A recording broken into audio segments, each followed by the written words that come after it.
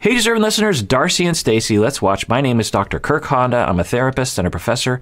I'm going to react and see if anything of interest comes out of my face. I'm relieved because we had feared that Georgie had been abducted. No. Yeah.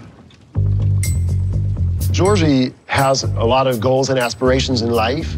He dreams big, and he does not always inform the people going along the way of what the end is supposed to be. Interesting. So his friend is indicating a little bit of what Darcey complains about, which is that he is quiet and doesn't tell other people what's going on. Okay, you know, that there's pros and cons to that, and it doesn't mean that he has some terrible, skeleton in his closet. It just means that he's quiet and doesn't like to share his life. Introverted, perhaps, avoiding attachment, perhaps, maybe more introverted. It'd be my guess. That's the life that George lives. I guess the better question is, did you know that George was moving to Connecticut and quarantining with Darcey? I found out pretty much as soon as he moved in there. Okay, so now normally this would just be a conversation and he'd be like, oh, okay, guess he didn't tell his friends, whatever. But of course, Darcey and Stacey are going to laser focus on this one detail as evidence that he doesn't really love her and is ashamed of her or something, even though he's on a reality TV show with her and proposed to her on a reality TV show for the 7.5, 8 billion people on the planet to see. So why not just think, well, I guess he's just kind of reserved, or maybe he's not that close to these friends. They're not that kind of, maybe he doesn't have any friends that he's close enough to where he says what's going on a daily basis. So, and the pandemic was a pretty interesting time where, I mean, I found this to be true for me is my normal social web, if you will, was just completely destroyed. And I no longer knew how to check in with people, because normally you would just, see each other in person and you would just find things out. But so maybe it's part of that anyway. So let's watch this. What we need to open your friends, understand your friends love you and do like to. Yeah, but I don't want to. And you lost, everybody know. His friends, they don't know anything about his life in Connecticut. It's like he's intentionally trying to hide things from everyone by giving them the least amount of information possible. Okay. So maybe he is. Maybe he is, quote unquote, intentionally not telling them things. Why? Okay. There are many reasons why. Introversion, shyness. He's not that close to them. He is private about his life. There's a lot of reasons other than what, Stacey? What's the one hypothesis that you keep confirmation biasing into your existence, which is that he is up to no good. He is up to no good. He's nefarious. He's tricking my sister, which is possible, but Stacey has yet to convince me anyway of that as a strong hypothesis. It's possible. Tonight, I'll make sure he gets a piece of my mind. Get cozy, Darcey. I'm getting cozy, Stace. A piece of your mind? For what? A piece of your mind? For him being shy? For him choosing to be private about parts of his life? On a reality TV show, by the way? A piece of your mind? Okay. Did you guys know that he was still legally married when he moved to Connecticut honestly, and when he was with Darcey? I've known him for about 4 or 5 years, 4.5 years. I never met this lady, ever. Really? Right? So that never even popped up in a conversation. I actually found out about this later, not when I met him at first. Okay, again, it's interesting that he was married and he never, his friends never met his wife. Must be a delivery person at the door. My dog's going berserk. So what's the explanation for that? Is he private? What I'm just trying to imagine, let's make him into an evil, nefarious person.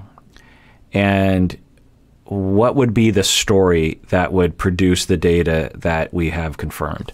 So he gets married and then but tells everyone he's married, by the way, but then doesn't introduce her to anyone. I'm just trying to imagine what the nefarious. I can't even make up a story. I'm sure there's one there, but anyway, let's continue watching. I feel like it's very odd that Georgie's friends never met Georgie's ex-wife, and he straight out lied to me about it. It's kind of a red flag. And you're around each other all the time, and no one's met his ex. It's just questionable. Right. Well, there are questions. It's not necessarily questionable. So you could ask him, why is that? From a curious place, not an accusatory assumption place. An assumptive place, is that a word? You don't have to assume things. You could just say, huh, that's interesting. Why did your friends never meet your wife? And he would probably say, well, we weren't really close. Me and my ex-wife had basically separated long before I even was with them, or she never wanted to come out anytime. You know, there's all sorts of possible explanations. Now, maybe this is leading up to some terrible revelation that he's going to reveal. Let's watch. I'm here to have fun and to introduce my friends to my fiance, and we don't need to bring like negativity and show my dirty pants. That's not the right time right now. Everybody deserves love, and everybody loves love. I just want to make sure he's in it for love and for the big heart, not the big wallet. So I think earlier, Georgie would have responded in a way that was, you know, playing ball, if you will. That he'd be like, oh, okay, oh, fine. I guess I'll step out of my private, introverted nature, and I'll try to convince y'all that I'm in it to win it. But I think he's been through this so many times that I'm guessing he's getting tired of it. And so he is passively shutting down right now as a way of protesting this this vibe that he's getting, this assumption that he's up to no good. Because we haven't heard any convincing reasons why there should be any suspicion. There have just been like questions about, well, how come this or how come that, but not really any kind of valid accusation or valid reason to be suspicious. And so he has every reason to just be fed up with it, just like, there's no end to this, and I'm upset, and it hurts my feelings that I continue to love you, and I continue. I mean, just imagine y'all out there. You have a partner you've been with for a year or two, and at every turn they're always like, you know, I'm not convinced you love me, and what's, you know, there was that thing about that thing, and that indicates, you know, it'd be one thing if it was, hey, I'm just scared because of this. I know you love me, but I'm scared. Okay. You know, you can work with that. But this assumption like, oh, we caught you. You are now a terrible, terrible human being who has been lying to me this entire time, and you don't really love me. Just imagine being told that. You just be like, what is happening right now? Now, maybe he doesn't love her. I don't know. But given what we're seeing, it's a good possibility he does, and he has every reason to be upset, which I'm guessing as to why he's being quiet right now.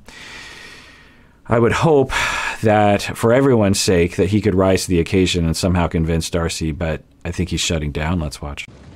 I don't know if your word is big or small. I mean, it's... Oh, that's funny. I don't care if you have something or you don't have something. I care about your heart. If I have yourself. nothing tomorrow, would you still be engaged to me? Yeah, because I care about personality. I don't give a what you have. Okay, so question answered pretty convincingly. So, all right. Again, it would be more healthy and more fair if Darcey would say, honey, you've given me no reason to suspect you. I have relational problems in the past. I have trust issues. Can you reassure me again that you really do love me and that you're not in it for the money? I'm sorry for putting you in this position. That would be fine. And people out there, if you don't do this on a monthly basis with your partner, there's something wrong with you. Because in all likelihood, at least once a month, or I don't know what frequency, you have moments where you wonder, does my partner love me? And it is functional, and it's not very rom-com-y, right? But it is very functional to just bring it up, but you don't accuse. And you say, this isn't you, this is me, or this is something you did earlier kind of triggered me, but that's not what this is about. This is about my feelings of worry and pain of losing you. And so could you just convince me again that you love me and that you're into me and this is real? Totally fine, you know. and some people need that every day. And, you know, people with borderline or something with a lot of relational traumas in the past might even need that every hour, and that's okay. And to be in a relationship with someone like that, if you're the other person, that's what you're signing up for, is a lot of reassurance. But there's a healthy way of doing that, and then there's a mean, accusatory way of doing that. But nobody wants to take his point of view. I know Georgie for a long time, and for as long as I know him, he might not look like it, but he's always been looking for this perfect relationship. He's looking for this perfect situation where he settles down and he's just happy. You know, isn't this what everybody's looking for? Happy. Good. This hopefully will help Darcey. It's interesting to hear the friends. They seem pretty level-headed, at least thus far, which is good. Oh, yeah, exactly. Wait a second. I just want to know, like, your ex-wife, did she pay the bills? Was she the breadwinner? Actually, I was the one helping her. Like co-signing for Tables her. turn. But she don't pay, she me over. So do you feel like you have to feel like you're getting something back from someone else to make up for what? My God. Okay, so earlier, the Podwife was watching this episode in the other room, and she was screaming at the TV, and I'm pretty sure it must have been at this scene. Just like Darcey and Stacey, and now Florian's involved. Like, what? I mean, you will look for anything. I mean, Darcey, you might as well just break up with him now, because if this is what you're going to do at every turn, you might as well just end it. I mean, if you're going to look, he just got done saying, so this is why he doesn't tell information, right? They asked him to reveal information about his past, and he actually started talking about it instead of going, huh, interesting, we're getting information. Thank you for telling me. This helps me to know more about you.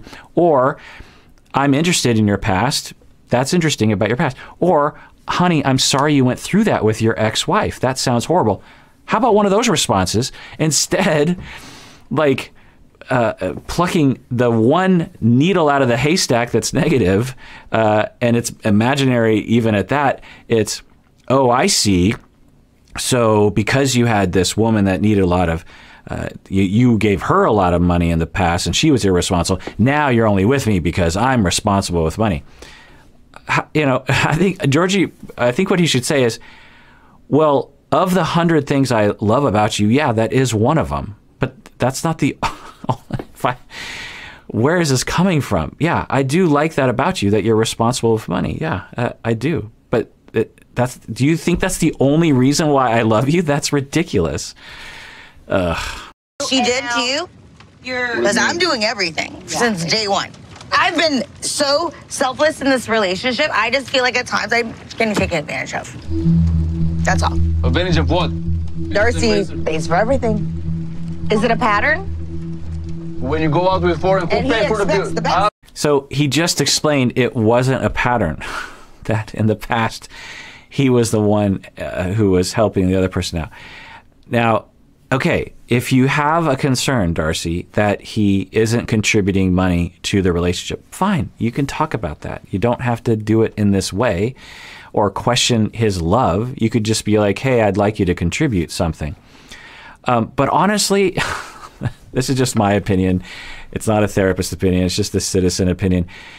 Even if Georgie, have I been saying Florian? Even if Georgie never worked a day, you know, in the future and never earned any money for the rest of his life, if I were Darcey or I was Darcey's friend, I would be like, take it. I think you're pretty well off money-wise. If he never contributes, I think you guys are so good together, it's worth it. You know? Like, don't pass up a good thing on that minor detail, which I don't think they're hurting for money. I mean, when they were single, they had this huge house, and I think, anyway. So, this is, well, let's see where this goes. Last question. You're not 10 years here, Georgie. Yeah, Go out with for the bill. You compare that. Here since the Stacey paying for you, and you acting like you know everything. Don't talk to me. It's not like he... Yeah, so, yeah, Florian, where did he come from? Out of nowhere, he starts blasting Georgie. And Georgie is now defending himself, I think quite effectively, of like, wait, you're going to talk to me about mooching off of Darcey? What in the world are you doing? And he's, I think, is saying a nonsensical argument against that. Now, if I was standing next to Georgie, I'd be like, just don't participate. Just do your thing. You're really good at being quiet and forgiving and nice, and just say, I don't know where this is coming from. I'm working on a job. I'm sorry, Darcey, that I haven't been able to contribute yet. I do want to contribute. I'm working on some things. It's kind of hard, but I do want to contribute. You know, and just keep saying that broken record. He's just taking. He's giving what he can. I never hear that from Darcey. I mean, that's kind of betraying. I don't care about the money, because the money come and go. Now I'm wondering, I've been wondering why Stacey is on this crusade against Georgie, and I wonder if it's displacement around her fears of Florian, that in reality Stacey is more afraid of Florian being a fraud and nefarious than she is about Georgie. It's just a hypothesis. I don't know. I quit my job to move with you. Food and place to stay. You quit your job to be with me? Yeah, I do. You don't remember that? That's COVID happened. Yeah. You said you couldn't work anymore, so you had. I can still stay in DC and keep my job and my clients and work and make money. I never stopped you. I moved to Connecticut to be with you. That's a pretty big sacrifice. Right, the friends are chiming in. So now maybe there's some detail there that we don't know about that Darcey does that makes some sense or justifies her astonished face right now. But yeah, I mean, if I remember right, what happened from, and hearing it again, is that he fell in love and she really wanted him to come out. And with the lockdown, she was really concerned she was going to lose him if he didn't come out. And so he said, okay, well, I'm going to quit my job and I'm going to come out. And it was, you know, an act of love and an act of, okay, let's do this thing. Not some, I just don't understand what the issue is. I'm guessing it's paranoia as a result of relational traumas. Because when you move here, you don't have your family. You didn't just get here, honey. You were married. Exactly. You were married. You need to work hard. What happened to your ex-wife? I don't have my daddy to support me. I don't have no father. Excuse me. Very hard for my money. Don't you ever disrespect me. I don't say nothing to you. How dare you? Your wife is not happy, bro. Your wife is not happy. What? So for Florian, I don't even understand what he's saying. What's his point? So Florian's like the wild card. He's just coming out of left field with these things. Maybe it makes sense to the people in the room, but it seems nonsensical. If she's not happy, she can walk away. I'm done talking. I don't say nothing to you. How dare you? I don't say nothing to you. All right, I'm going to walk away. I'm not feeling this conversation. Let's go. All right, that might be the most healthy thing she's done so far, is to walk away. Just end the conversation, and maybe they can calm down and talk about it later. So, yeah,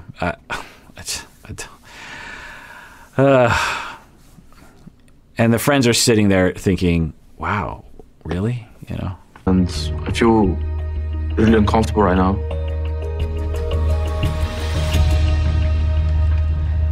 I don't know what to do right now. My hands are up in the air. It's too much. Done everything. Everything. Yeah, and he's just like acting like it's no big deal. Everything. I know. Okay, you've done a lot. Absolutely. He has done a lot too. He quit his job. He moved to be with you. Both of you have sacrificed a lot. Yeah. But this assumption, this ground level foundational assumption that he hates her, that he is out to get her, that he is going to abandon her, that he does not love her, that he is secretly doing something against her, is a schema that we clearly see now, right? That on the face of no evidence, the feeling and the assumption is still there. With Jesse, you could say, well, there's some reason. With Tom, we could say, well, there's some reason. With Georgie, we're not seeing any reason for this schema. That's what schemas are. They are very irrational core beliefs that we developed when we were younger for good reasons, for rational reasons that we apply in our everyday life and shoot us in the foot. I know you have. I know you have. I know you have. It's okay. And by the way, as I will often talk about, the schema is there, built in the past. It colors everything that we see in the present and distorts everything, and then actually often creates the problem, because the more you do this, the more Georgie's just going to throw his hands up and walk away. It's not okay. I feel like he doesn't appreciate your efforts and everything that you're trying to do. And then when something doesn't go his way, he likes to flip it back on you. It's not right, Darcey. I see what he's doing. And that's called manipulation. There's that word. I'm waiting for gaslighting to be brought up, or malignant narcissism or something, or sociopath. But yeah, manipulate. It's always the assumption. Any kind of question mark, he's manipulating you. What are they talking about? So yeah, this must have been when the Podwife was screaming at the TV. This is very frustrating to watch. And it's frustrating because I care about them. I want them to have a good relationship, and we're watching them self-destruct. It's completely self-imposed destruction, and it's hard to watch that. You came here to get answers. Did you get the answers you needed? No. So what's next? Literally, Stacey, I don't know. His friends aren't saying anything. He's not saying anything. I don't know who else to ask, Stacey. They literally were saying things.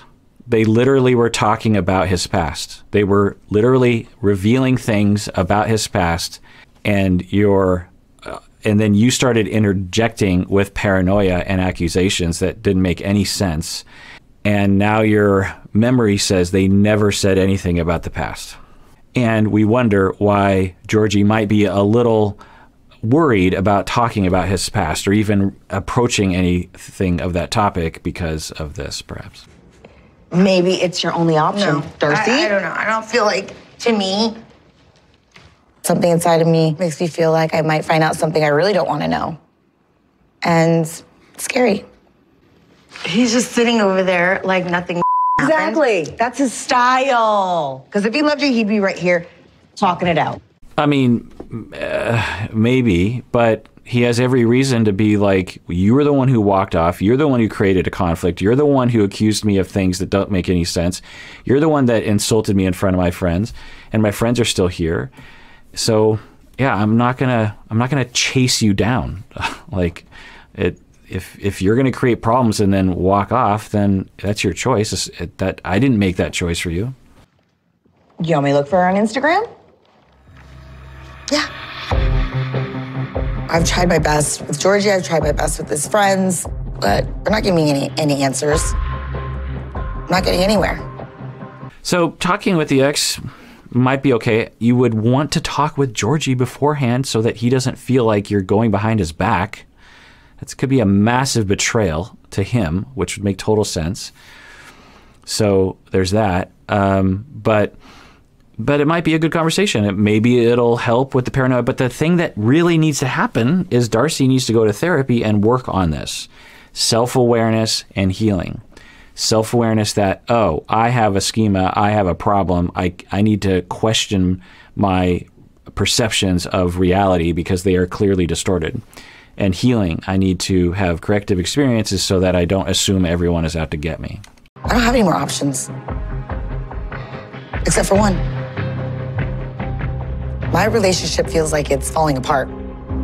She might be my saving grace in this moment to kind of figure out what I need to know before it's too late. Just curious if you're willing to chat if possible. All right, well, that does it for that episode of Psychology in Seattle. Everyone out there, please take care of yourself because you deserve it. You really, really do.